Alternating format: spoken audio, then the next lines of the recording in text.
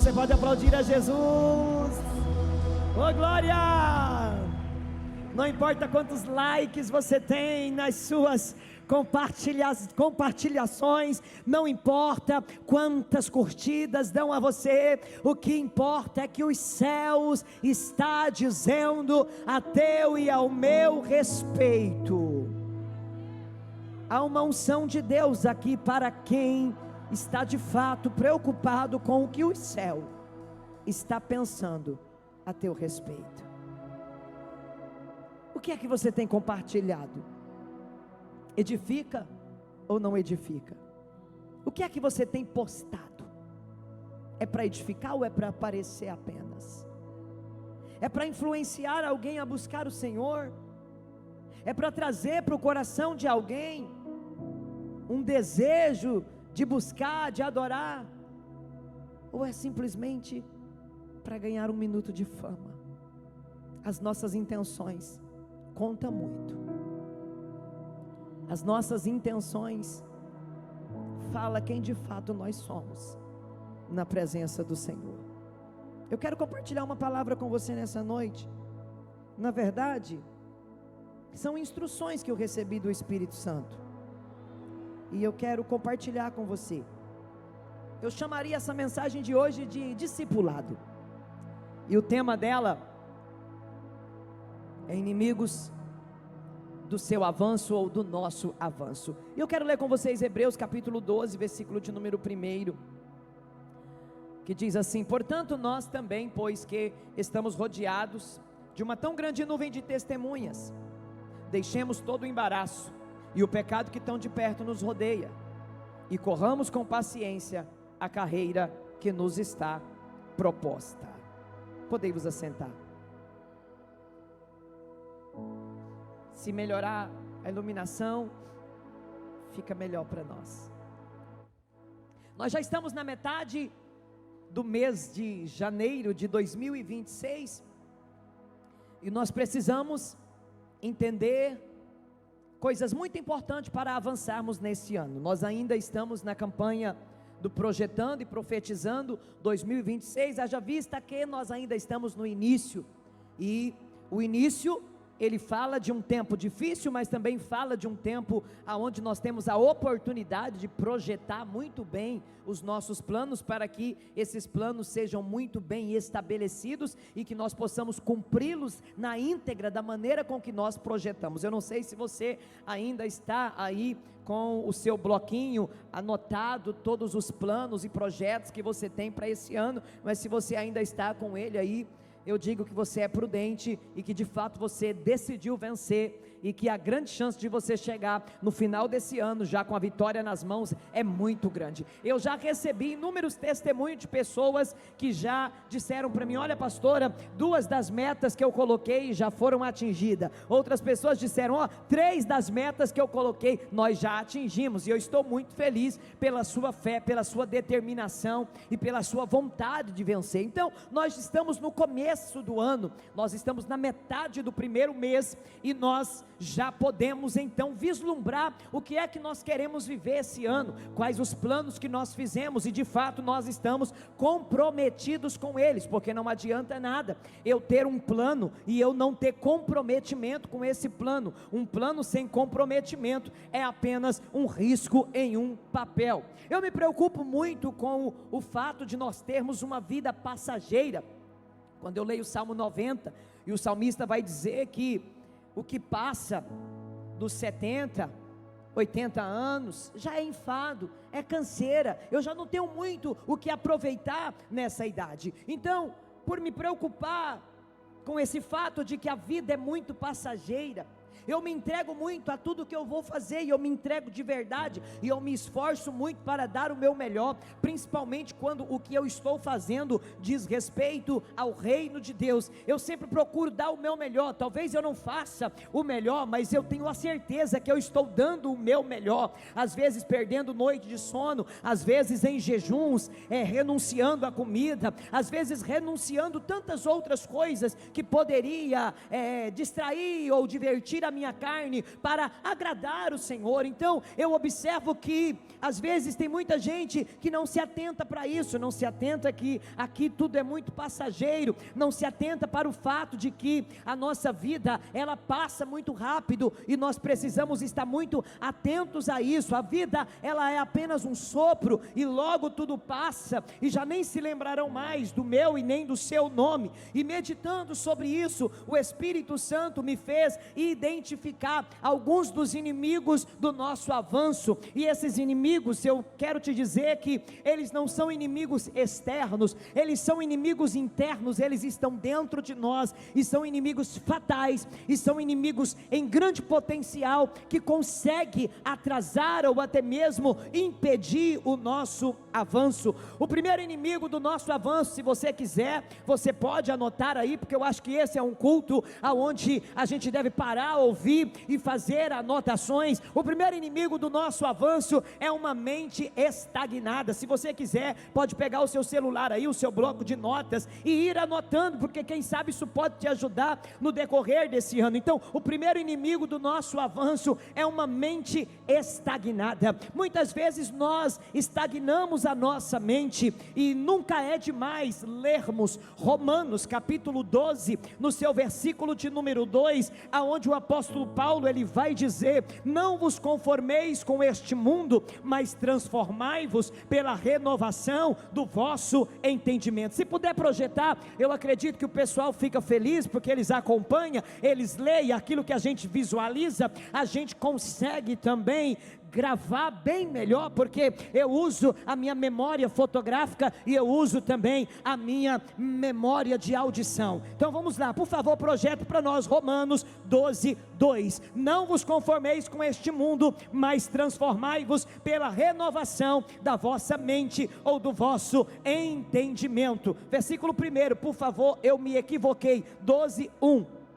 Então observe uma coisa, nós precisamos estar sempre renovando a nossa mente, sempre renovando o nosso entendimento, e isso é muito importante. Por quê? Porque existem coisas que antes para mim era uma verdade absoluta, e hoje já não é mais. Por quê? Por causa da renovação do meu entendimento. Todas as vezes que eu renovo o meu entendimento, eu aprendo algo novo. Existem verdades que são absolutas e existem verdades que são relativas. Eu posso dizer o seguinte: essa caixa é preta, esta é uma verdade absoluta, porque de fato essa caixa é preta. Mas você quer ver uma verdade relativa? Você pode me ouvir pregar aqui agora e dizer: ela está gritando, ela está falando muito alto, e outra pessoa já pode dizer: não, para mim está normal. Então são verdades relativas. Existem coisas que são absolutas, não há o que questionar, é isso e acabou, e qualquer um vai dizer a mesma coisa. Qualquer pessoa sensata que observar que essa caixa é preta, vai dizer que ela é preta. Mas existem pessoas que elas podem pensar diferente das outras, e está tudo bem, é a sua verdade. Então quando eu permito a minha mente renovar-se, eu permito então mudar de ideia, assim que algo é comprovado diante dos meus olhos. Quem está entendendo? Então eu não posso ter uma mente estagnada, aonde só a minha verdade é verdade absoluta. Eu preciso abrir a minha mente, eu preciso abrir o meu entendimento, para que eu possa entender outras verdades, para que eu possa descobrir outras verdades. Você pode observar, se você é uma pessoa de mente aberta, se você é uma pessoa de mente renovada, você vai compreender que existem coisas que antes você acreditava, mas agora você não acreditava mais, e existem coisas que você não acreditava, mas que agora você acredita. Se você é desses, glória a Deus pela sua vida. Você é alguém que de fato tem uma mente que está se renovando. Deus tirou o seu povo de Israel do Egito para libertá-los da escravidão e para que eles pudessem viver uma nova história. Só que a mente do povo estava resistindo. A mente do povo era resistente, mesmo livres do Egito. O Egito ainda estava muito apegado a eles. O que eles viveram no Egito, o que eles o que eles aprenderam no Egito, estava muito intrínseco dentro deles. Olha o que diz a palavra do Senhor em Números, capítulo 14, do versículo 2 ao versículo 4, diz assim: e todos os filhos de Israel murmuraram contra Moisés e contra Arão, e toda a congregação lhe disse: ah, se morrêssemos na terra do Egito, ah, se morrêramos no deserto. E porque nos traz o Senhor a esta terra, para cairmos à espada, para que as nossas mulheres, as nossas crianças sejam por presa? Não nos seria melhor voltarmos ao Egito? E diziam uns aos outros: levantemos um capitão e voltemos ao Egito. Eles diziam: ah, se nós tivéssemos morrido no Egito. Mas foram eles mesmos que clamaram e pediram que o Senhor os tirasse de lá. Foram eles que pediram. Só que é o seguinte: todas as vezes que você pedir uma bênção para Deus, ela vai vir com desafios. Quem está pegando? Ela vai vir com desafios. Se você disser: Deus, abre uma porta melhor de emprego para mim, Deus vai abrir uma porta melhor de emprego. Só que nesse emprego você vai ter desafios, você vai ter que aprender coisas novas, você vai ter que se submeter a um líder novo. Você já estava acostumado com um, já sabia o jeito dele, já sabia a forma que ele falava, já sabia de suas exigências, só que agora é algo novo, tem desafios. E mais, se você for um pouco mais adiante e disser: Senhor, eu não quero mais trabalhar para ninguém, eu quero abrir o meu próprio negócio, aí o desafio vai ser maior ainda, porque aí você vai ter que entender um pouquinho de contabilidade, sobre pagamento de imposto, sobre como manter um funcionário. Então tudo tem desafios. Quem está pegando? Eles pediram: queremos sair do Egito, Senhor, nos livra dessa escravidão. E Deus foi lá e tirou eles de lá. Mas quando chegou no deserto, que eles viram os desafios, eles começaram a murmurar, eles começaram a reclamar e começaram a dizer: ah, se morréramos no Egito, ah, a gente podia ter morrido lá mesmo, lá estava melhor. Observe como que às vezes nós queremos as bênçãos, mas nós não queremos os desafios que são exigidos para obtermos essa bênção. Eles estavam dizendo que melhor lhes seria morrer no Egito. Ei, observe uma coisa: agora eles preferem o conforto de uma escravidão do que o desafio da liberdade. Prefere o conforto da escravidão do que o desafio da liberdade. A mente deles estava resistente e eles não queriam aceitar os novos desafios que precisavam ser conquistados, avançados, para alcançar a tão sonhada Canaã, terra onde eles já entrariam colhendo aonde não plantaram. A proposta era muito boa, só que para alcançar essa bênção, eles tinham que enfrentar os desafios, mas a mente estava resistente. Ei, se você pediu para Deus coisas grandes para 2026, se prepare para vencer grandes desafios, se prepare para romper limites, se prepare para avançar, aleluia, se prepare para vencer, porque virão desafios, mas esses desafios não serão páreo para você, porque se você pediu e Deus decidiu te dar, você vai alcançar. Ei, uma mente resistente ao novo, ela começa a pensar assim: ah não, isso nunca vai mudar, ah não, sempre foi assim. Aí começa a comparar: ah, o fulano também passou por isso, ah, o fulano também sofre assim, ah, na casa do fulano também é desse jeito, ah não, porque não funciona desse jeito, eu estou tentando e está difícil. Aí fala como o povo de Israel: era melhor ter morrido no Egito. Uma mente que não foi renovada, que não foi transformada, transforma promessa em problema. Tem muita gente assim, que transforma promessa em problema. Uma mente estagnada, mesmo frequentando ambientes novos, ambientes de vitória, uma mente que não foi transformada, uma mente estagnada, mesmo conversando, se conectando com novas pessoas, elas continuam agindo diferente. e pensando diferente daquele meio. Por quê? Porque a mente dela está estagnada e ela não acredita que para ela as coisas podem ser diferentes. Ela não acredita que na vida dela o milagre pode acontecer, o sobrenatural pode acontecer. A mente estagnada impede o avanço, mesmo a pessoa sendo portadora de uma grande promessa. Aquele povo saiu do Egito, todos eles debaixo de uma grande promessa, mas como nós já sabemos, só 2 alcançaram, porque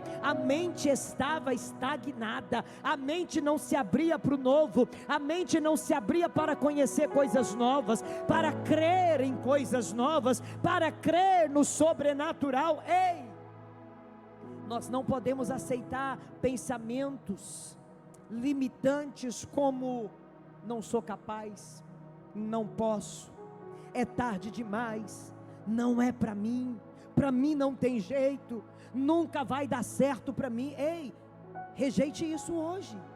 Tire isso hoje da sua vida, porque a nossa mente, ela é um campo de batalha em potencial, aonde inimigos guerreiam a todo instante. E entenda uma coisa: todo pensamento negativo que vem sobre a sua mente não é de Deus. Deus não está neste negócio, Deus não está nesses pensamentos negativos, Deus não está nesta estagnação da sua mente. Deus quer que você avance, Deus quer que você caminhe um pouco mais, Deus quer que você alcance lugares mais altos, Deus quer que você obtenha maiores vitórias. Quem não governa os próprios pensamentos termina sendo governado por eles. Se você não governa o que permanece na sua cabeça, então o que está na tua cabeça vai governar você.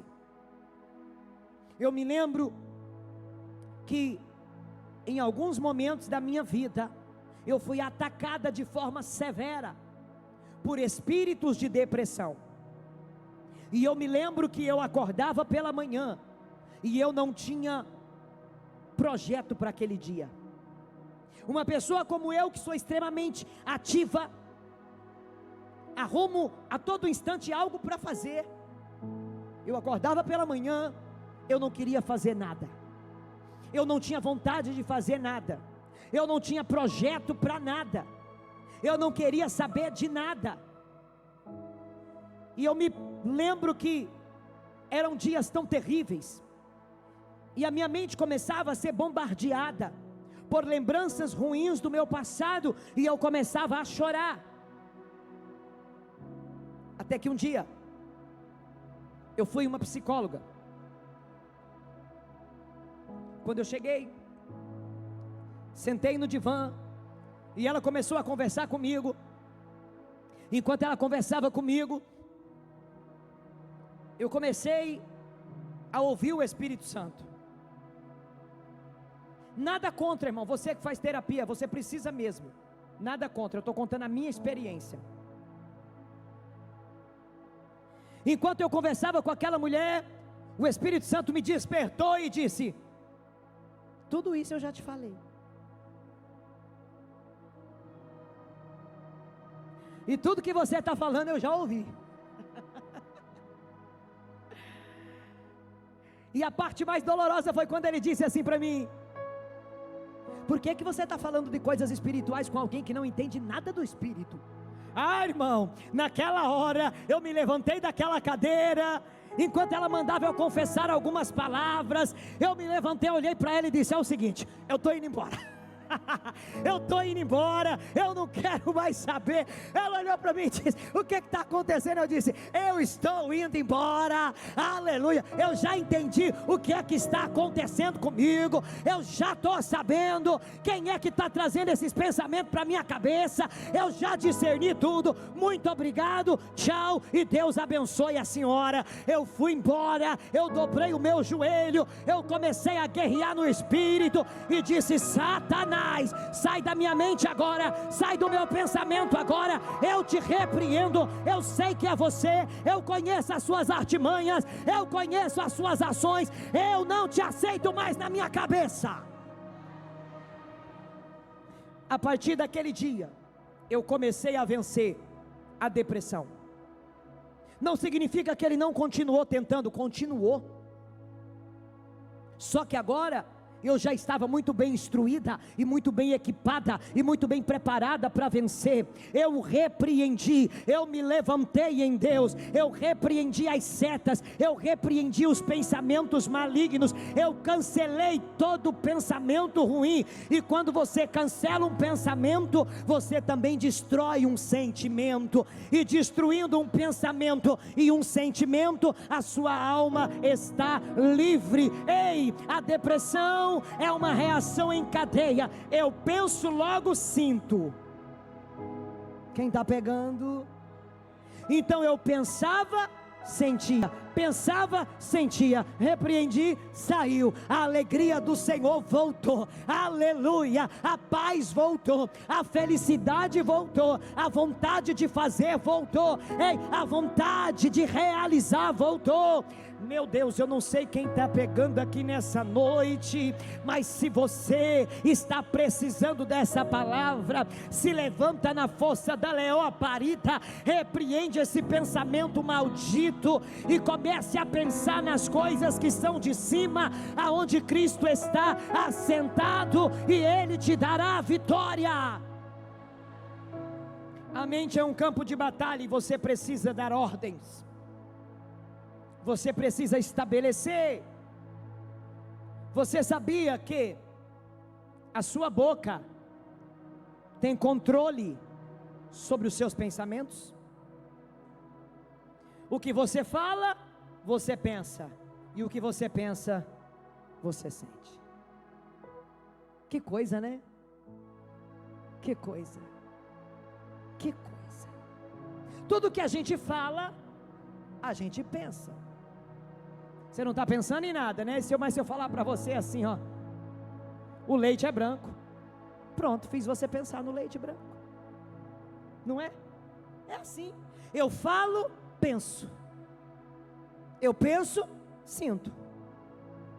Mas se eu falo coisa boa, eu penso coisa boa. E se eu penso coisa boa, eu sinto.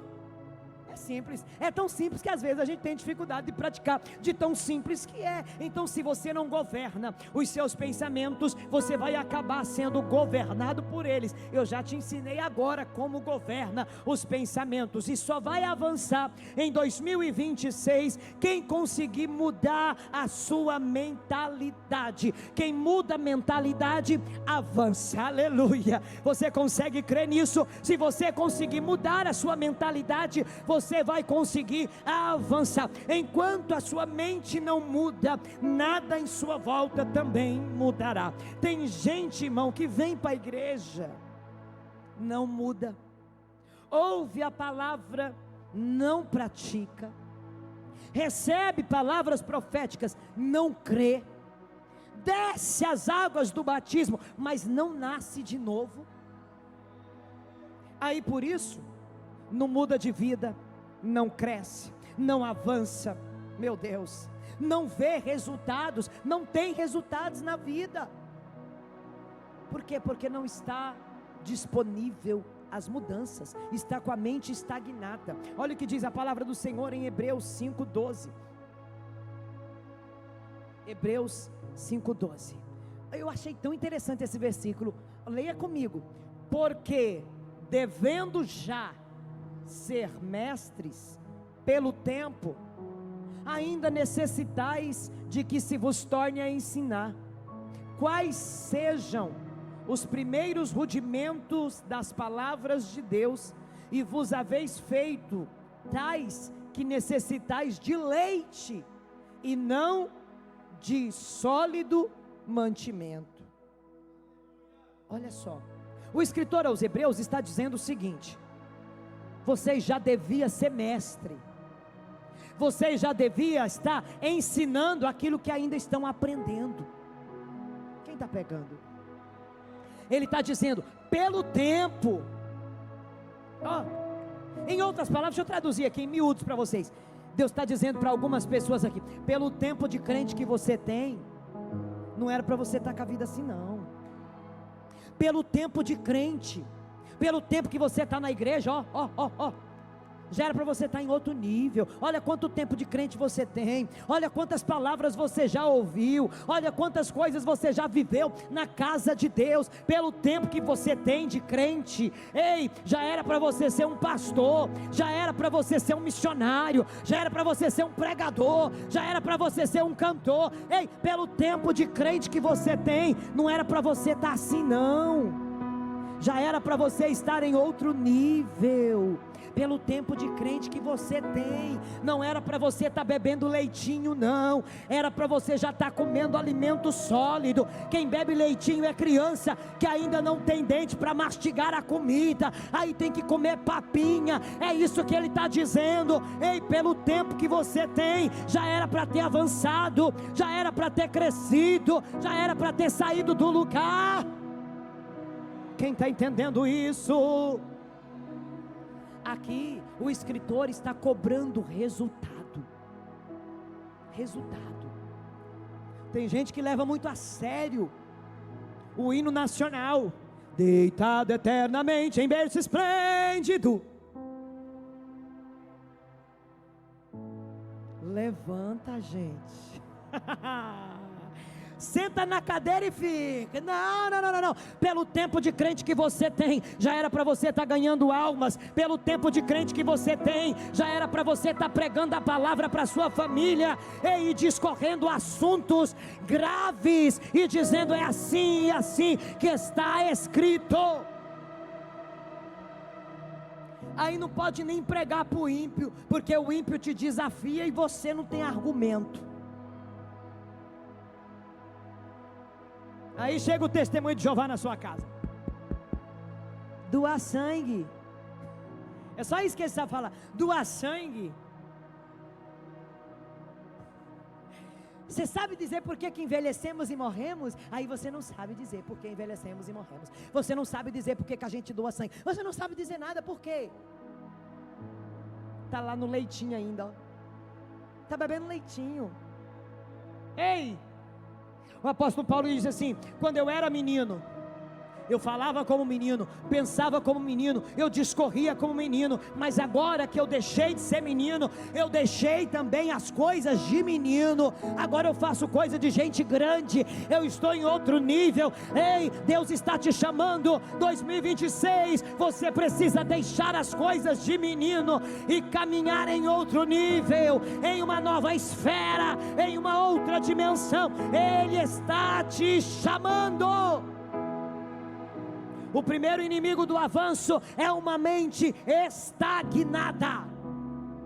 O segundo inimigo do avanço é a falta de metas e propósitos. Diga comigo: a falta de meta e a falta de propósito. Metas nos dão direções, e quem não define aonde quer chegar, anda em círculo e nunca chega em lugar nenhum. Se você não define aonde você quer chegar, o que você quer viver, que lugares você quer alcançar, ei, que nível de vida espiritual você quer ter, que nível de prosperidade você quer alcançar, você não vai chegar em lugar nenhum. Vai terminar 2026 do mesmo jeitinho que começou. A ausência de metas produz uma vida sem sentido. As metas nos dão sentido.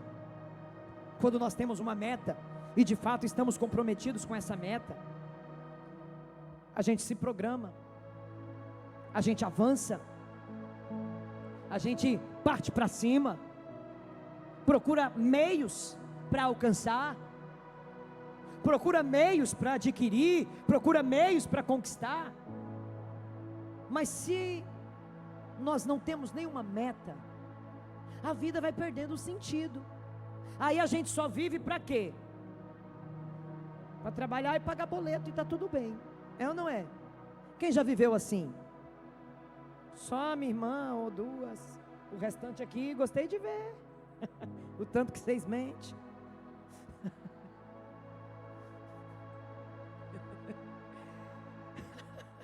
Então observe que Quando a gente não estabelece as nossas metas, e foi por isso que nós fizemos questão de dar o bloco de nota para você colocar as metas desse ano. Quando a gente não estabelece bem as nossas metas, a gente vai vivendo assim, deixa a vida me levar, e a gente vai rolando tipo um pedaço de pau no meio da correnteza, e aonde a água levar é ali que a gente para.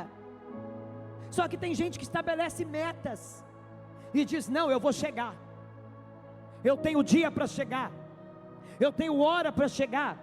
E uma das minhas orações de todo dia é essa: Senhor, que eu não chegue atrasada em nenhum lugar, que eu tenho hora para chegar. E eu não estou falando legitimamente de um horário específico, eu estou falando de alcançar tudo que Deus prometeu, tudo que Deus falou que eu preciso alcançar em um tempo recorde, em um tempo em que eu preciso alcançar. Sabe por quê? Porque houve um tempo da minha vida que eu estagnei, que eu parei por aquilo que eu via, e eu permiti que houvesse atrasos na minha vida, mas eu me levantei na força da leoa e disse aos céus: não admito mais atrasos, eu quero tudo aquilo que é meu, no tempo em que tem que ser meu, no tempo em que tem que chegar na minha mão. Eu quero na minha mão o que Deus falou que é meu. E nós precisamos ter esse posicionamento no mundo espiritual. Nós precisamos ter meta, nós precisamos ter uma fé cheia de expectativa. Quando a nossa fé está cheia de expectativa, tudo se move. Sabe, às vezes eu observo uma coisa. Às vezes a gente traz aqui um pregador que vocês gostam muito, e aquilo enche o coração de vocês de expectativa. Por quê? Porque você vai ouvir de perto alguém que você talvez só viu pela televisão, pelo YouTube, e aquilo enche o coração de vocês de expectativa. E às vezes a pessoa, com a mesma unção que a gente tem, falando as mesmas palavras que a gente fala, vocês vão, a igreja vai ao delírio. Eu fico olhando, eu falo: pô, eu não estou acreditando não. Não estou acreditando, mas estou entendendo. É a expectativa. Está entendendo? Porque a gente aqui já está acostumado, a gente vê evangelho todo dia. Você está vendo eu, está vendo o pastor Giovanni, está vendo o pastor Léo, está vendo a gente todo dia. Então não tem expectativa tanto quanto vocês têm com alguém que vem de fora. Eu entendo isso, é do ser humano, eu entendo a mente humana um pouquinho. Está entendendo? Então quando o seu coração está cheio de expectativa, você recebe mais. Então quando vocês enchem o coração de expectativa, quando vem alguém aqui, vocês recebem muito mais. Então assim precisa ser no nosso dia a dia. O nosso coração precisa estar sempre cheio de muitas expectativas. Todos os dias você precisa acordar pela manhã, encher o seu coração de expectativa e dizer: hoje Deus vai fazer coisa grande na minha vida, hoje o céu vai se abrir, hoje Deus vai quebrar qualquer laço que aparecer na minha frente. Hoje, se Golias levantar, coitado dele, vai ser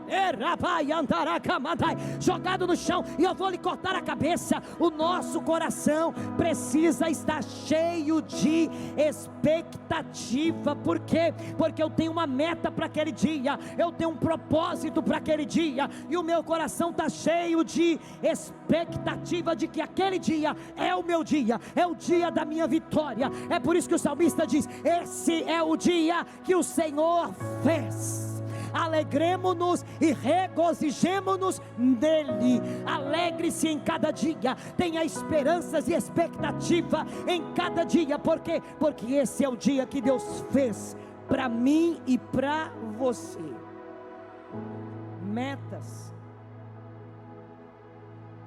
aonde não tem expectativa, aonde não tem aquele comprometimento, não dá em nada. Mas quando eu tenho uma meta, eu tenho expectativa com aquela meta, eu tenho comprometimento com aquela meta, irmão, eu me torno imparável. Aleluia. Você precisa estar totalmente decidido, comprometido a vencer, a avançar, a conquistar todas as metas que você estabeleceu para este ano. Para quê? Para você contar os seus grandes testemunhos, para você viver grandes vitórias. Entenda uma coisa: estagnação não é falta de competência. Não. Estagnação não é falta de capacidade, é falta de meta, é falta de comprometimento. Porque tem gente que é competente, sabe fazer, sabe realizar, tem inteligência, mas não se compromete, não tem metas claras, aí por isso não faz. Aí você vê gente menos competente que você alcançando, conquistando, vivendo o sobrenatural. Aí você olha e fala: mas como que esse fulano chegou lá? Eu não sei como que conseguiu, com uma falta de inteligência tão grande que essa pessoa tem. E aí você, sabidão, que não tem meta, que não tem propósito, vê o burrinho passar na frente, vê o burrinho conquistar, e você olha e fala: eu não acredito. E os céus também olham e falam: eu também não estou acreditando que você, com toda essa capacidade, não consegue avançar, não consegue conquistar, não consegue tomar posse. Por quê? Porque não tem meta. Quem está pegando aí? Eu imagino José. José tinha uma visão muito clara de onde ele deveria chegar. Deus havia mostrado para ele em sonho, ele viu tudo, ele viu em sonhos, Deus colocando ele em lugares de destaque, Deus colocando ele em lugares de honra, e mesmo ele estando na prisão, mesmo ele sendo injustiçado, ele não perdeu a clareza da visão, ele tinha um entendimento. Ele entendia que Deus estava guiando ele, para que ele chegasse no lugar aonde Deus disse que ele chegaria. E eu acho lindo, para mim, é um dos textos mais lindos de Gênesis. Gênesis 50, versículo de número 20, José vai dizer assim, ó: vós bem intentais mal contra mim, porém Deus o tornou em bem, para fazer como se vê nesse dia, para conservar em vida a um grande povo. José tinha uma clareza tão grande dentro dele, que Deus estava no controle, que ele estava comprometido em chegar aonde ele viu no sonho que ele chegaria. Ele se comprometeu em chegar naquele lugar, ele se comprometeu em ver os feixes dos seus irmãos se dobrando diante do dele. A visão era clara: eu vou ver isso.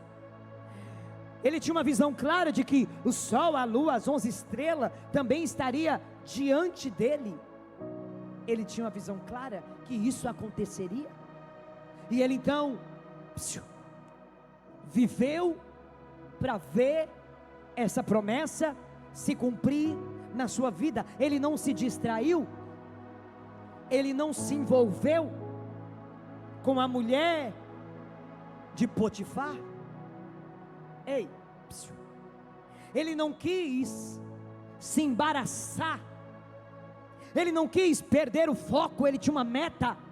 E se ele se embaraça com aquela mulher, ele perde o foco, ele perde a meta, ele deixa de alcançar o que ele poderia alcançar. Então ele se mantém focado, ele se mantém firme. Neemias é outro exemplo de alguém que tem propósito, que tem meta. Ele foi para Jerusalém a fim de reedificar os muros.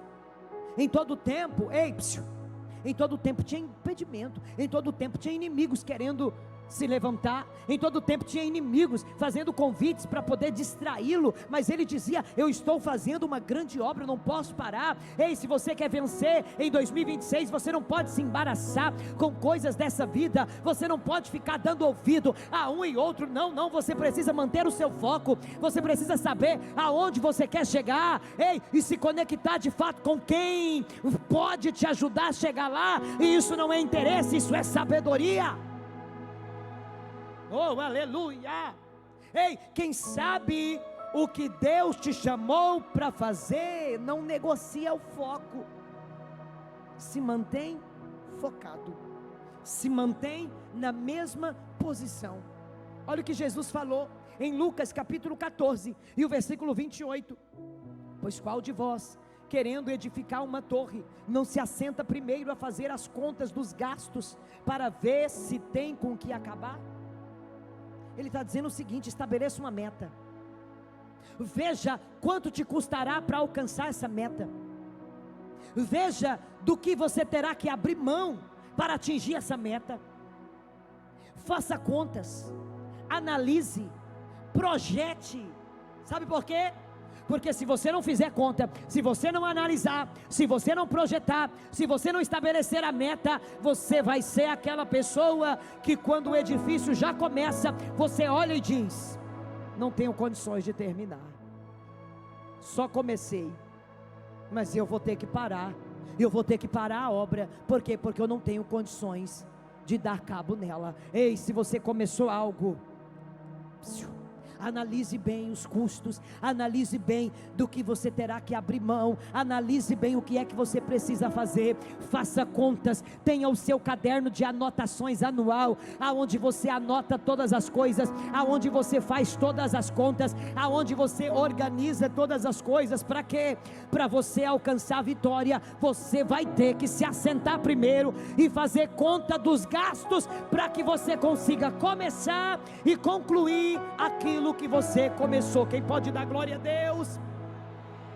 Aleluia. Metas não pode ser apenas desejo. Eu já disse aqui e vou repetir: desejo, vontade, dá e passa. Eu preciso ter um comprometimento, eu preciso ter uma aliança com os meus propósitos, com as minhas metas. Eu preciso sair da passividade e entrar no campo da ação. Eu preciso começar a agir. Metas sem ação é apenas uma intenção furada que não vai dar em nada. Ei, o céu apoia quem decide avançar, o céu apoia quem tem compromisso com as suas metas. Ei, a palavra diz que há uma nuvem de testemunha observando as nossas vidas, observando as nossas programações, observando as nossas ações. O terceiro inimigo do nosso avanço é a procrastinação. Sabe o que é procrastinação? O nome mais sofisticado que deram para preguiça. Olharam um preguiçoso e disseram: não, vamos pegar leve com ele, vamos chamar de procrastinador. Então, o que é procrastinação? Preguiça. Preguiça, simples assim, preguiça. A pessoa tem preguiça, aí ela é chamada de procrastinador. Tem muita preguiça. Olha o que a palavra do Senhor diz em Provérbios 6, a partir do versículo 6, por favor, projeta para nós. Provérbios 6: vai ter com a formiga, ó preguiçoso, olha para os seus caminhos e ser sábio. 7: a qual, não tendo superior, nem oficial, nem dominador. 8: prepara no verão o seu pão, na cega junta o seu mantimento. 9: ó preguiçoso, até quando ficarás deitado? Quando te levantará do teu sono? Um pouco de sono, um pouco de tosquenejando, um pouco de encruzando as mãos, para estar deitado. Pode colocar o 11: assim te sobrevirá a pobreza como um ladrão, e a tua necessidade como um homem armado. Salomão não pegou maneiro aqui, ele pegou pesado. Ele disse: ei preguiçoso, vai ter com a formiga, vai ver como é que ela faz. No verão ela ajunta comida, para quê? Para no inverno ela descansar, não ter que sair na chuva. Vai ter com a formiga. Observa o caminho da formiga e ser sábio.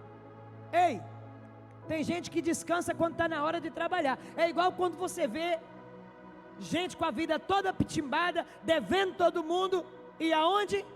Na praia. Vão à la praia,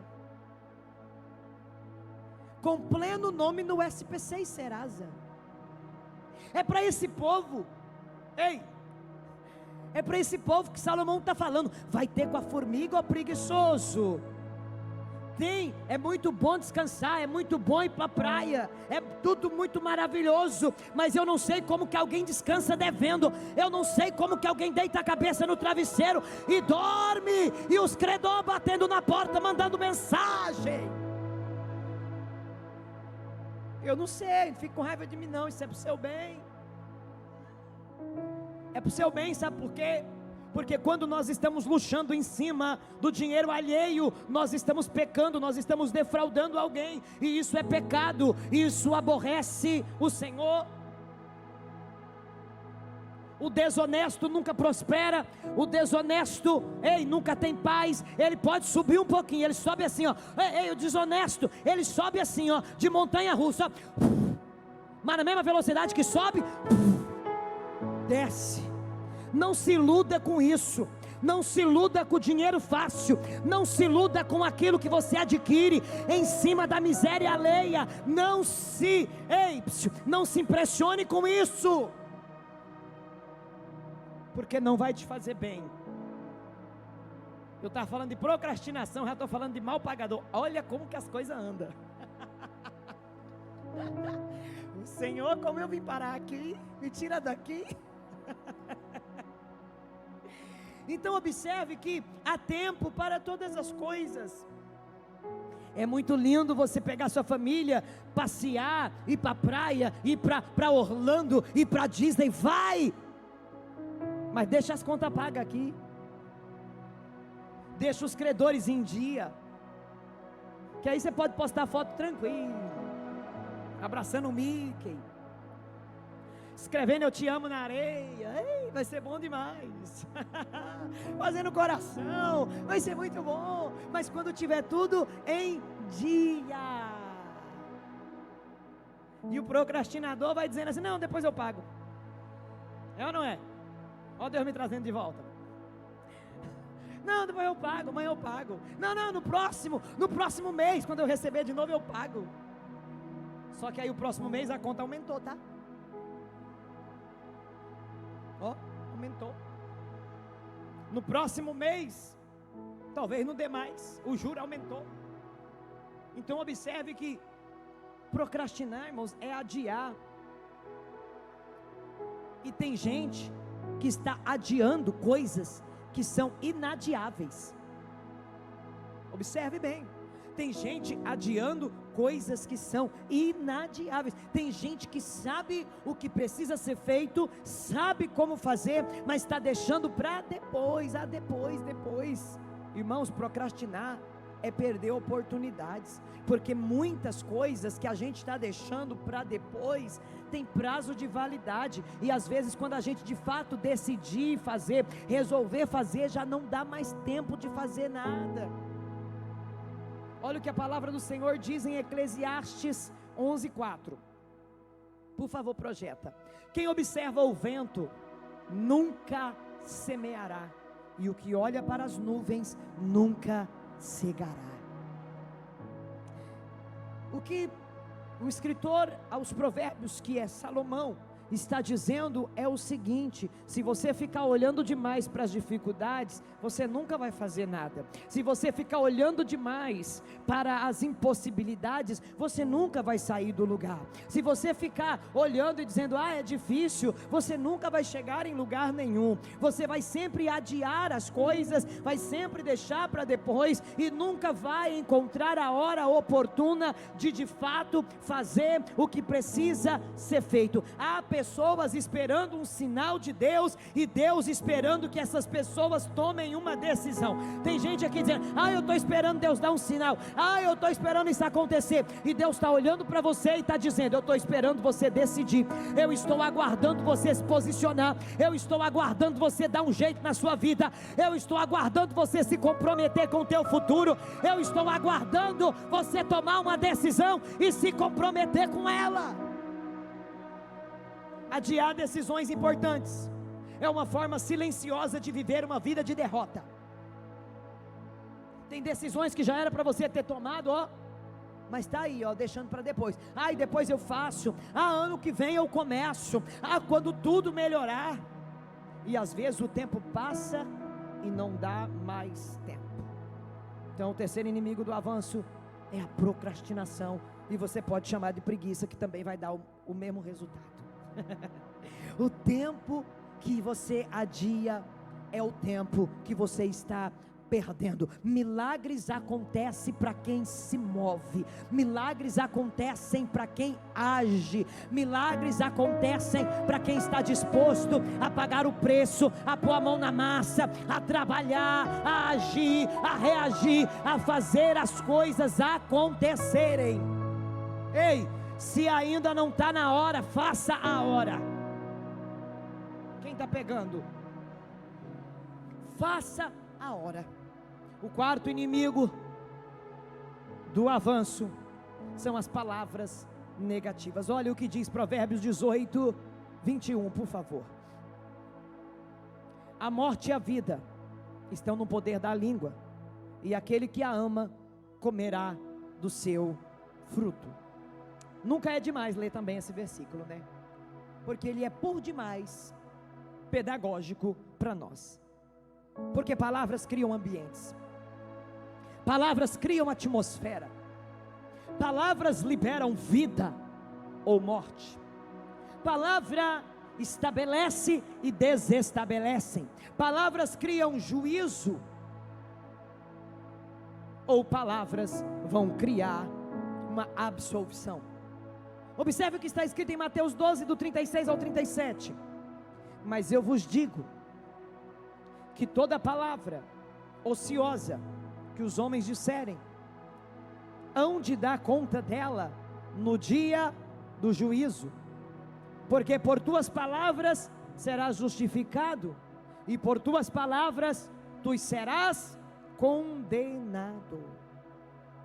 Por tuas palavras serás justificado, e por tuas palavras serás condenado. Se nós atentássemos mais para estas coisas, talvez sofreríamos menos consequência daquilo que nós falamos. Talvez pensaríamos mais antes de falar, talvez pesaríamos mais antes de falar. O que a pessoa diz sobre os outros pesa muito, mas o que a pessoa diz sobre si mesmo pesa muito mais. Pesa muito mais. O que ela aceita ouvir como verdade pode se tornar uma grande realidade na vida dela. Observe uma coisa: aquilo que você fala tem poder de criar a sua atmosfera e a sua realidade, mas aquilo que os outros falam e você aceita para si, também tem poder de criar uma realidade na sua vida. Se você ir um pouquinho para trás e começar a puxar na memória algumas palavras que você ouviu, palavras do tipo: você nunca vai ser ninguém na vida, você nunca vai alcançar nada, você nunca vai prosperar, você nunca vai ser feliz em relacionamento nenhum. Palavras desse tipo, quando elas chegam na nossa vida e elas de fato são recebidas, aceitas, elas têm um poder tão terrível de causar um mal. Eu me lembro que eu cresci ouvindo as pessoas dizer: quando o seu olho esquerdo treme, é porque algo ruim está para acontecer. E eu cresci ouvindo isso, e isso se tornou uma verdade para mim. O olho esquerdo tremia, e eu já ficava esperando o mal acontecer. Eu já esperava a má notícia chegar, porque o olho avisou. Quem já ouviu isso? Eu ficava esperando. Aí um dia, irmão, eu estudo sobre tudo, eu pesquiso sobre tudo, e um dia pesquisando, eu descobri que o olho treme porque você dormiu mal e o nervo começa a repuxar. Aí o dia que eu descobri isso, falei: então é isso, é espasmos do nervo. Oh, Satanás. Aí o olho tremeu. Quando tremeu, eu disse: sai daqui com seus avisos malditos, Satanás, porque esse dia é dia de bênção, é dia de vitória, é dia de boas notícias. Hoje nada de ruim vai me acontecer, ninguém vai tirar minha paz, ninguém vai me passar raiva. acabou, acabou, acabou, acabou, acabou, acabou, não teve mais isso, acabou. Por quê? Porque eu deixei de acreditar naquilo que me falaram. Ei, eu parei de acreditar. Ei, se você acredita em algo negativo que te falaram a seu respeito, denuncie essas palavras hoje no mundo espiritual. Denuncia isso agora, rejeita isso agora. Declare palavras de vida, palavras de vitória sobre a sua vida, sobre o seu futuro, e nenhum mal terá poder de se alojar na sua vida. Quem está pegando? Aleluia. Olha o poder das palavras, por favor. Vem comigo, Números capítulo de número 13, do versículo 31 até o 33. Porém os homens que com ele subiram disseram: não podemos subir contra aquele povo, porque é mais forte do que nós. E infamaram a terra que tinham espiado perante os filhos de Israel, dizendo: a terra pelo meio do qual passamos a espiar é terra que consome os seus moradores, e todo o povo que vimos no meio dela são homens de grande estatura. Também vimos ali gigantes, filhos de Anak, descendentes dos gigantes, e éramos aos nossos olhos como gafanhotos, e assim também éramos aos seus olhos. Observe uma coisa: quando os espias foram espiar a terra de Canaã para tomar posse dela, 10 deles vieram com palavras negativas, e o texto é muito claro que diz assim: e infamaram a terra. O que é infamar? Falar mal. Falaram mal da bênção que Deus tinha preparado para eles, falaram mal da terra, disseram: olha, realmente é impossível conquistar, lá tem inimigos muito grandes, lá é um povo tenebroso. Nós olhávamos para eles e nós parecíamos gafanhoto diante deles, eles olhavam para nós e eles nos via como gafanhoto. Olha que mentira, gente. Como é que o povo olhava para eles como gafanhoto? Quem que falou isso para eles? Eles mesmos, a mente deles, a mente deles. Eles disseram. Os gigantes não falou nada para eles, mas eles estão dizendo que os gigantes estavam falando: ó, eles parecem um gafanhoto. Mas não, era coisa só da cabeça deles. Ei, tem coisa que só está na minha e na sua cabeça, e não pode sair pela nossa boca. Ei, tem que ser repreendido, essa realidade tem que ser mudada dentro da nossa mente. Aí eles viram a promessa, eles viram a terra, mas enxergaram os gigantes maiores do que Deus. Quem está pegando? Olhou e disse: não, esse gigante aí é grande demais, nem Deus é do tamanho desse gigante, por isso Deus não vai conseguir cumprir aquilo que prometeu para nós. Então observe uma coisa: Josué e Caleb avançaram. Por quê? Porque eles não negociaram com o medo. Não, na boca deles tinha palavras de vitória. Eles diziam: não, esse povo aí, ó, será o nosso pão, a gente vai comer eles igual come um pão, vamos acabar com eles, a gente vai destruir eles igual um pão. Quando você está com fome pela manhã, você vai lá e destrói ele. Assim será o povo na nossa mão. E por isso só Josué e Caleb conseguiu vencer. Por quê? Porque as palavras deles eram diferentes. As palavras deles eram palavras de vitória. O medo faz você diminuir Deus e acrescentar o problema, e agigantar o problema. Davi venceu Golias, por quê? Porque ele não aceitou a narrativa do gigante. O gigante disse: eu vou destruir você, vou te matar e vou te dar de comer as aves do céu. Davi veio com outra narrativa e disse: aqui não, você vem contra mim com espada, com lança, mas eu vou contra ti em nome do Senhor dos exércitos, e hoje mesmo Ele vai me dar a sua cabeça. Meu Deus, escolha que voz você vai ouvir e que tipo de palavra você vai falar. Olha o que a Bíblia diz, Êxodo 16, 2 e 3. E toda a congregação dos filhos de Israel murmurou contra Moisés e contra Arão no deserto. E os filhos de Israel disseram-lhe: quem dera nós morrêssemos por mão do Senhor na terra do Egito, quando estávamos sentados junto às panelas de carne, quando comíamos pão até fartar. Porque não tendes tirado para este deserto para matardes de fome essa multidão? O povo começou a murmurar. e dizer: Deus podia ter matado a gente lá mesmo. Lá a gente ficava em volta das panelas de carne, lá a gente tinha tanta coisa para fazer. Aqui a gente está perecendo. Entenda uma coisa, preste muita atenção. Você recebeu uma promessa? Ok, se apegue a ela, creia nela, confesse ela. Quando chegar o desafio, não murmure, não reclame. Quando chegar o desafio, lembre da palavra que você recebeu, lembre da promessa que está nesta palavra. Aleluia. Observe uma coisa: aquele povo murmurou, aquele povo reclamou, e a murmuração prolonga processos que já poderiam ter terminado. Se a gente murmura, a gente prolonga os processos. Então observe uma coisa: palavras constroem ou sabotam o nosso destino. A mesma boca com a qual você louva, ela pode também abortar as promessas de Deus sobre a sua vida. Palavras revelam se você vive pela promessa ou se você vive pelo problema, e isso é muito sério, e isso é muito grave. Sabe o que Deus está me dizendo aqui nessa noite?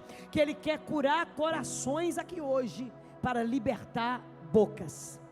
Só através da cura no teu coração, Ele vai também sarar a tua boca, sarar a tua língua, porque a boca fala do que o coração está cheio. Se o coração está cheio de traumas, de feridas, se o coração está cheio de tribulações, de angústias, você vai falar dessas coisas. Mas se o seu coração tiver paz, se o seu coração tiver sarado, se o seu coração estiver com as emoções bem resolvidas, meu Deus, a sua boca vai emanar palavras de vida, palavras de vitória. Quem governa a sua língua protege o seu futuro. Aleluia. Eu não sei quem pode acreditar nisso. Se você tem um governo sobre a sua boca, o seu futuro estará protegido. O seu futuro será de bênção, o seu futuro será de vitória. Aleluia. As suas palavras ou concorda com Deus ou concorda com o problema. Decida hoje que tipo de palavra você vai declarar. Palavras que concordam com o que Deus disse a teu respeito, ou palavras que estão de acordo com o problema que você está enfrentando. Eu preciso terminar. Eu tenho 13 minutos e dentro deles eu termino. O quinto inimigo do seu avanço são as más companhias.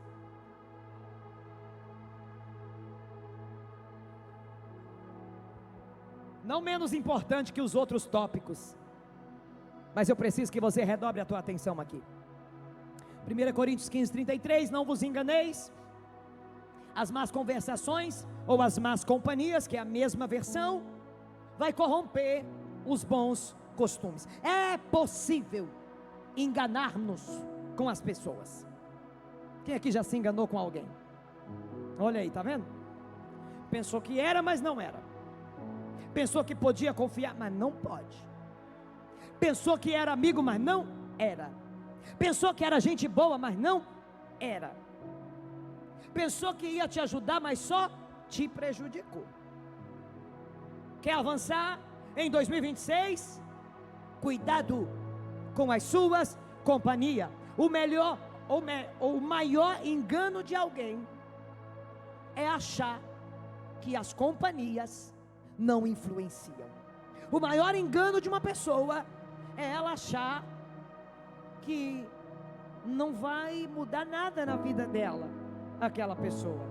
Já diz, vou repetir: neutro é sabão, shampoo. Gente não é neutro. Gente está te influenciando, ou para bem ou para mal. Alguém está te influenciando nesse exato momento, ou para bem ou para mal. Nesse exato momento eu estou aqui te influenciando a avançar em 2026 debaixo de muita graça, de muito conselho e de muita sabedoria. Então não acredite que as pessoas são neutras na sua vida. Elas influenciam influenciam e influenciam muito. É por isso que o salmista no Salmo 1, ele vai dizer: bem-aventurado, que significa feliz, agraciado demais, é o varão que não anda segundo o conselho dos ímpios, nem se detém, ou seja, não para no caminho dos pecadores, e nem se assenta à roda dos escarnecedores. Está falando nitidamente de companhias, está falando nitidamente que nós não podemos nos assentar à mesa com qualquer pessoa, não podemos nos deter no caminho com qualquer tipo de gente. Está claro aqui, a Bíblia diz que as más companhias corrompem os bons costumes. O que são os bons costumes? São os princípios, são os valores, são caráter, são decisões. Tem gente que era de um jeito, depois que começou a andar com fulano, ficou de outro jeito. É ou não é? Tem gente que agia de um jeito, começou a andar com a fulana, agora já age de outro jeito. Acreditava em certas coisas, começou a andar com a fulana, agora já não acredita mais. Vinha em todos os cultos, começou a andar com a fulana, com o fulano, agora já não vem mais. Quem está pegando? Salomão disse assim em Provérbios 13:20. Minhas mensagens são cheias de versículos, irmãos, porque eu só sei pregar a Bíblia. Provérbios 13:20. Anda com os sábios e serás sábio, mas o companheiro do tolo será afligido. Se você anda com os sábios, você será sábio, mas se você é companheiro de gente tola, abobada, você vai sofrer aflição, você vai padecer. Ei, Sansão começou forte, terminou cego, envergonhado, por causa de uma aliança. Ei, ele não caiu em um campo de batalha, ele caiu no colo de uma mulher com quem ele fez aliança. Quem está pegando? Ele não caiu na batalha, ele caiu no colo da mulher errada, no colo da mulher errada. E aí, 2 Coríntios 6,14, dá uma lapada nos crentes, tipo aquela de fio, zap, ó. Não vos prendais a um jugo desigual com os infiéis, porque que sociedade tem a justiça com a injustiça, e que comunhão tem a luz com as trevas? Está pegando? Não se prenda a um jugo desigual. Crente anda com crente, macumbeiro anda com macumbeiro, beberrão anda com beberrão, aleluia. Quem está pegando aí? Quem está pegando aí? Ah, meu Deus do céu, não vos prendais a um jugo desigual com os infiéis. Se você tem princípio, você não anda com qualquer um. Ei, se você tem princípio, você não se assenta com qualquer um, você não faz aliança com qualquer um. Se você tem princípio, você, meu Deus do céu, não faz negócios com qualquer um, porque os seus princípios não deixam, os seus valores não deixam, não deixam. Tem gente que quando você consegue arrancar elas da sua vida, tudo flui, a tua alegria volta, a tua paz volta, a tua prosperidade volta. Talvez é necessário você começar 2026 rompendo algumas alianças, deixando para lá, alguns números de telefone, deixando de seguir algumas pessoas nas redes sociais, se afastando. Quem anda com quem não avança aprende a parar também. Quem anda com mentiroso aprende a mentir também. Tem um casal que eu mais o meu esposo dá muita risada deles. O homem mente e a mulher confirma. Eu acho linda essa cumplicidade. O homem mente e a irmã vem junto e confirma. É uma cumplicidade linda.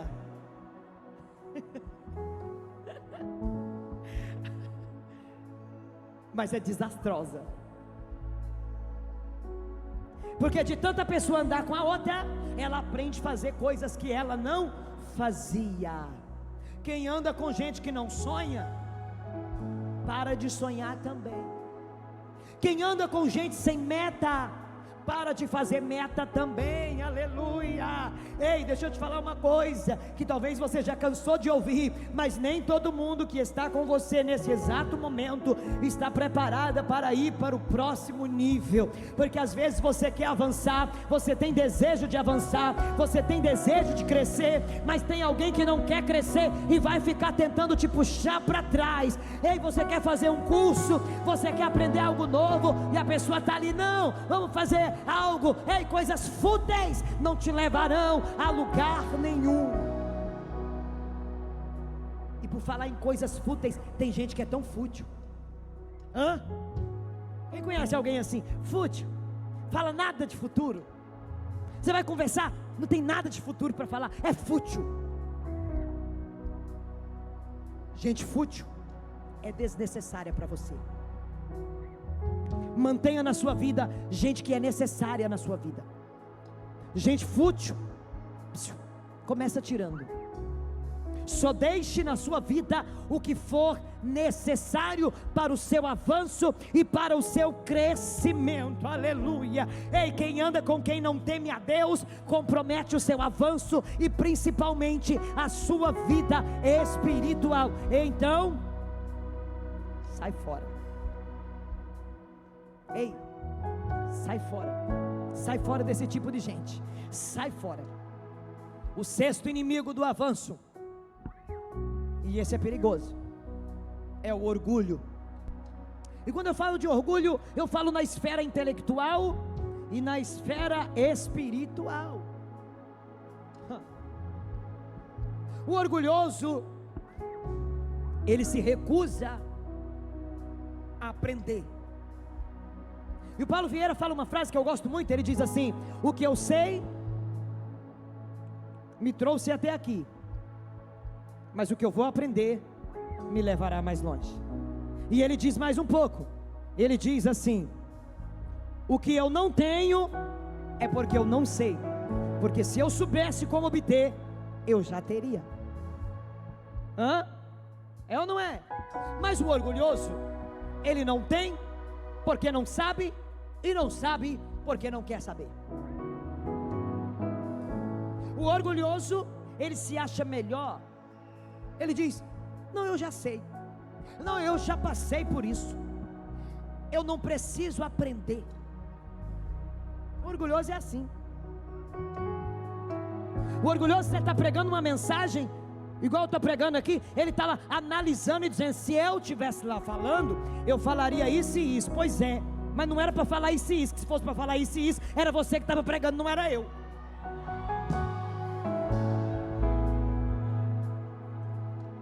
Eu gosto desse discernimento,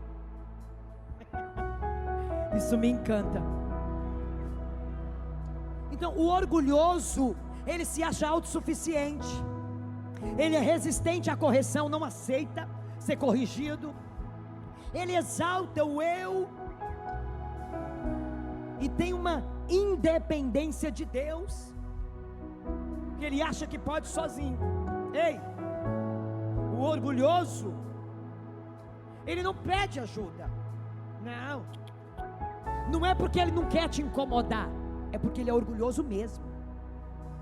Não, eu não queria incomodar. Não é que você não queria incomodar, é porque você tem muito orgulho, e aí você não quer mostrar as suas fragilidades, e aí você não pede ajuda, aí prefere morrer sangrando, esvaindo, do que pedir uma ajuda. Ei, o orgulhoso, ele não ouve, não aprende, não se submete. Quem se acha grande demais já perdeu a visão do alto. Quem está pegando?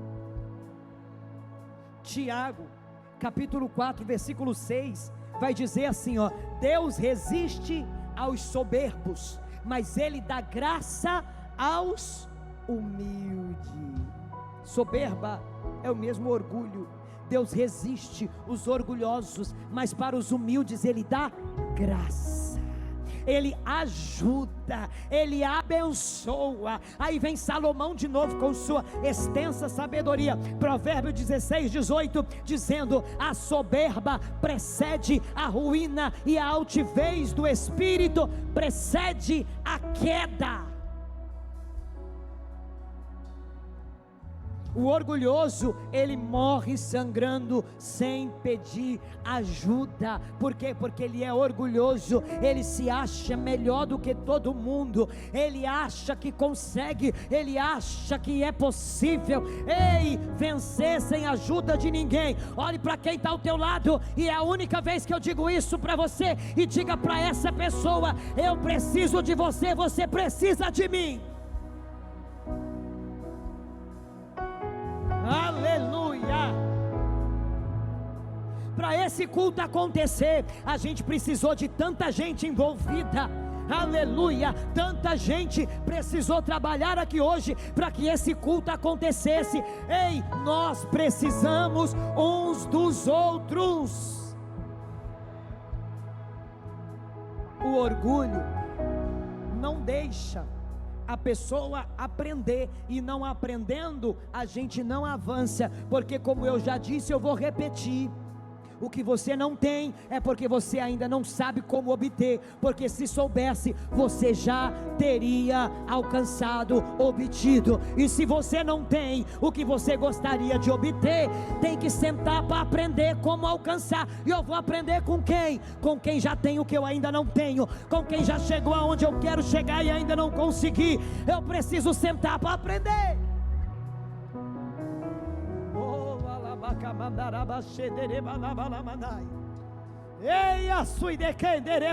Deus está falando com alguém aqui. Ninguém aprende aquilo que acha que já sabe. Então, você quer avançar? Vença esse inimigo chamado orgulho. Peça ajuda. Peça conselhos, peça direção. E para encerrar, o sétimo e último inimigo do avanço que Deus me deu para essa noite, eu poderia citar muitos outros, mas já tem 1 hora que eu estou aqui falando, e só vou conseguir falar 7. É a falta de disciplina. Diga comigo: a falta de disciplina é inimiga do meu avanço. Você está com preguiça de falar? Eu vou pedir para falar de novo, só porque você está com preguiça. Diga: a falta de disciplina é inimiga do meu avanço. Olha o que Deus disse a Josué. Josué 1:6-8 diz assim: esforça-te. Pode projetar para nós, eu vou esperar. Josué 1:6-8. Esforça-te e tem bom ânimo, porque tu fará esse povo herdar a terra que eu jurei aos seus pais lhe daria. Então somente esforça-te e tem muito bom ânimo, para teres cuidado de fazer conforme toda a lei que o meu servo Moisés ordenou.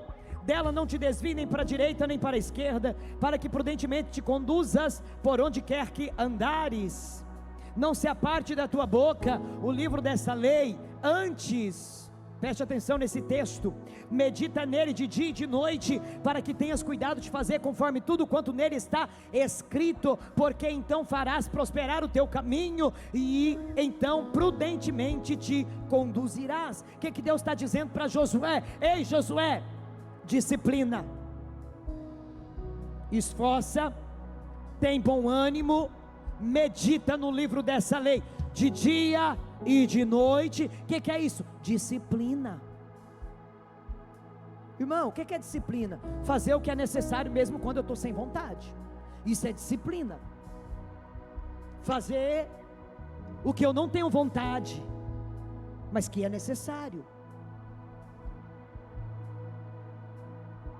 Fazer o que eu não estou com desejo de fazer, mas eu sei que precisa ser feito. Isso é disciplina, gente. É eu manter uma constância, é eu fazer o que precisa ser feito. Então Deus está dizendo para Josué: você precisa manter uma disciplina. Você vai fazer o povo herdar a terra, mas se você não tiver uma disciplina, não vai ter como você introduzir o povo na terra. Tem que ter disciplina. Sem disciplina, sem disciplina não tem avanço. Sabe por quê? Porque tem dia que a gente está sem vontade para nada. Tem dia que eu não quero vir na igreja. Você sabia disso? Tem dia que eu não quero vir também não. Tem dia que eu estou sem vontade, mas eu venho porque é a minha disciplina espiritual. Tem dia que eu não quero orar, não tenho nenhum pingo de vontade, mas eu oro porque é a minha disciplina espiritual. Você acha que eu queria jejuar 21 dias? Não queria não, irmão, queria estar comendo todo dia, mas é a minha disciplina espiritual. Por quê? Porque eu tenho objetivos, porque eu tenho metas, e eu preciso vencer essas metas, eu preciso alcançar essas metas. Quando eu pego o meu salário, a minha prebenda, o que eu quero fazer? Eu quero gastar, eu quero entrar no carrinho da Shein, eu quero encher de coisas, eu quero comprar um monte de coisa, mas eu vou primeiro e pago as minhas contas. Por quê? Porque é a minha disciplina financeira. Está pegando? Disciplina. Sem disciplina, tem avanço não. Sem disciplina, a gente só anda para trás. Sem disciplina, ninguém conquista nada. O avanço exige constância e disciplina. Olha o que Jesus falou, gente. Isso aqui é Jesus, foi eu não, tá? Lucas 9, 23. E eu encerro agora. E dizia a todos: se alguém quer vir após mim, negue-se a si mesmo e tome cada dia. Não uma vez só não, gente, é todo dia. Tome cada dia a sua cruz e siga-me. É todo dia.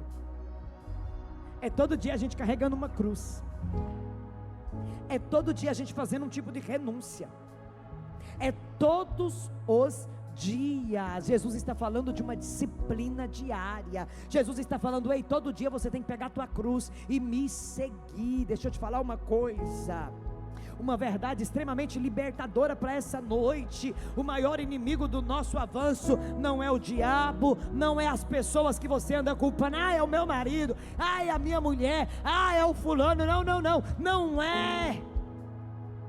Não são as pessoas à nossa volta. Não. O pior inimigo do nosso avanço é eu não ser o que Deus me chamou para ser. É quando eu não me posiciono como um filho de Deus, que está totalmente comprometido com a minha vitória, com o meu avanço. Quando eu sou uma pessoa distraída, que não se atenta para isso, eu consigo ser inimiga do meu próprio avanço. Deixa eu te contar uma coisa: a unção na nossa vida, ela vai abrir muitas portas, mas a disciplina, ela vai manter essas portas abertas.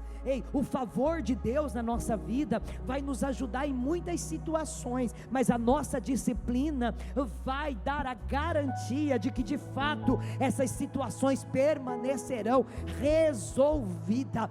O céu já liberou tudo que eu e você precisamos para se mover no sobrenatural esse ano. Nós só precisamos nos comprometer. Avançar, irmãos, não é fácil, é difícil, mas permanecer parado, estagnado, vai custar uma vida toda. Então se posiciona hoje. Eu quero conhecer nessa noite quem decide avançar.